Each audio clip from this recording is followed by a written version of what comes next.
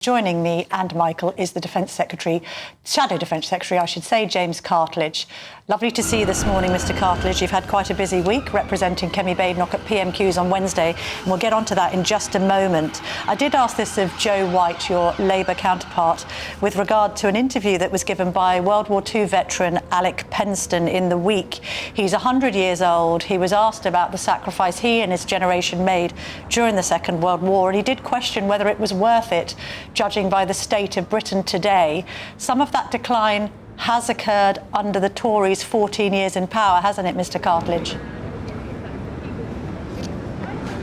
Well, look, I think it's obviously deeply sad to hear that sentiment expressed. On a day like today, we honour all those who served our country, not just in the First and Second World War, but in wars subsequently, and who serve in the armed forces today. And I know that they do it because they believe in public service and they believe in duty and defending this country at a time of heightened threats.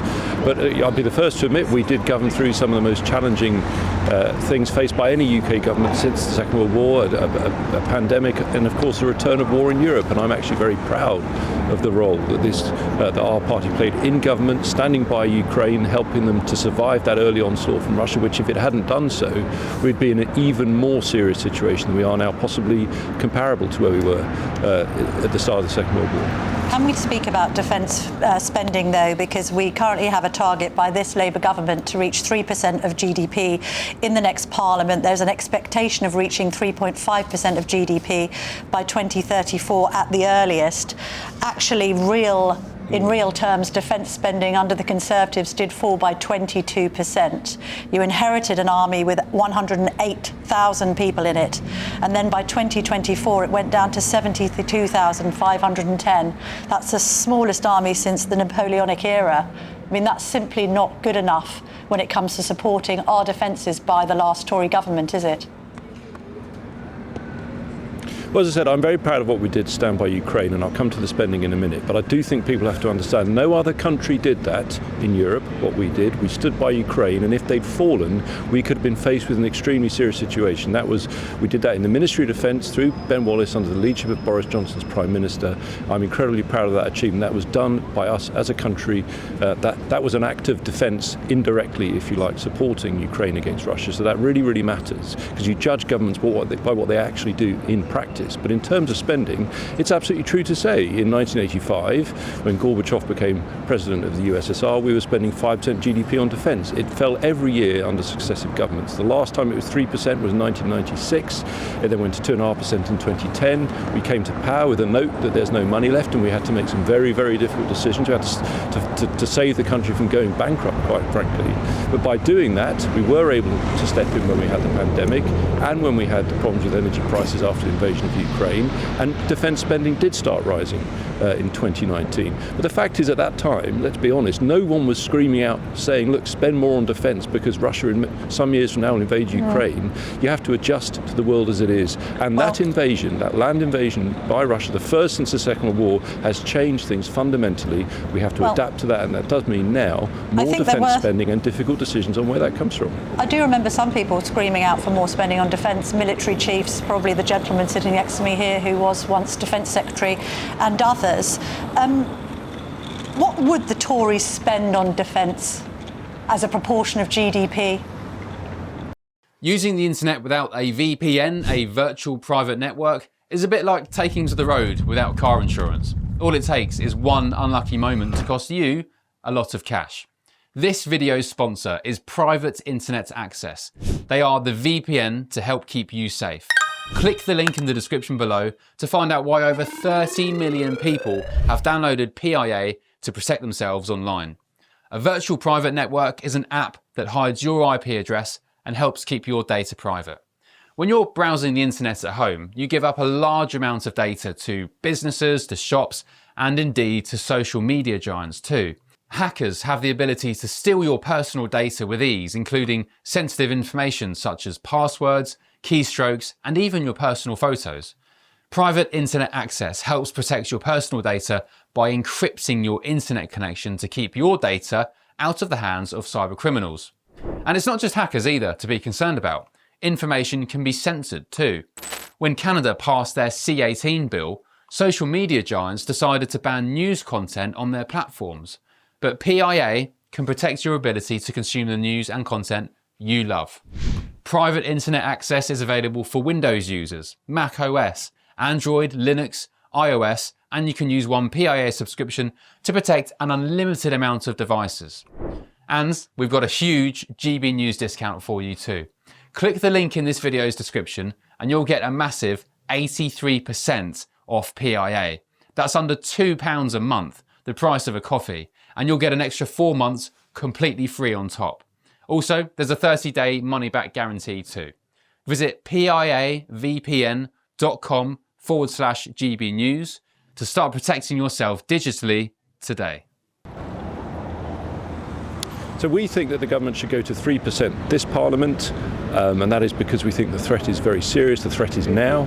The Strategic Defence Review, which is the government's big policy paper on defence, talked about threats and then, dealing with them in the 2030s. We think that's far too far away, because the principle, which I think your viewers will understand, is very straightforward. If you're worried about threat, the best thing to do is to deter it, to make it less likely to translate into an actual attack on, our allies or even on this country.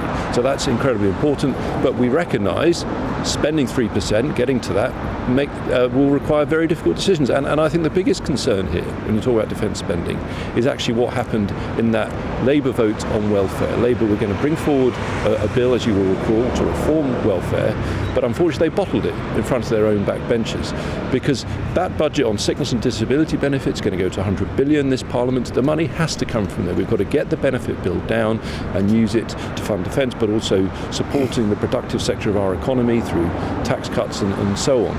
Because Labour's lost control of public spending and welfare, they cannot afford to deliver the higher spending. That's the concern we all have today.